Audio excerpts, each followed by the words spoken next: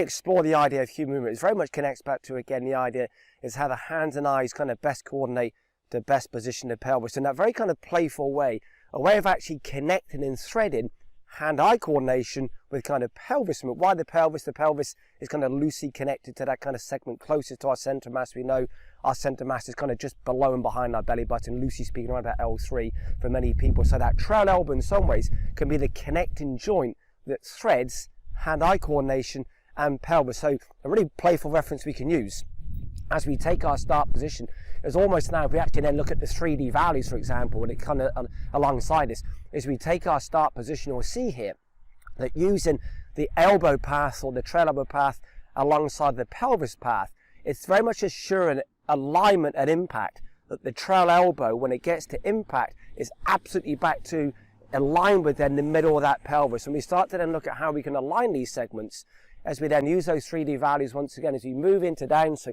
how the trail elbow at impact is in line with or completely on top of that pelvis origin at impact. So the origin, take a cross-section view, is the middle of the pelvis on that kind of cloud view.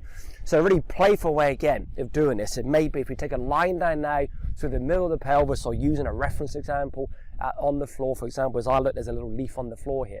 As I move into downswing, it's allowing the elbow to almost be aligned with, on top of, face on, for example, the origin, the middle of that pelvis at point of impact. So once again, using those 3D values, we can see here, we have the trail elbow path, which is displayed by that red line. We also have the pelvis path, but then also is then displayed by that red line. We see at impact now that in very accomplished movers, invariably, when we get back to that kind of impact position, how that trail elbow is absolutely face on and aligned with that pelvis at impact. What we can start to see often then in more kind of problematic movements maybe, as the pelvis kind of almost excessively thrust and kind of move laterally at point of impact, the elbow is not back to then being aligned with and face on with then the origin of the pelvis, or vice versa. Often what we can see, if the kind of trail wrist gets to the trail hip before the trail elbow, once again, the elbow is then not aligned with that middle of that pelvis. So very, very exploratory reference we can use, really how we can ensure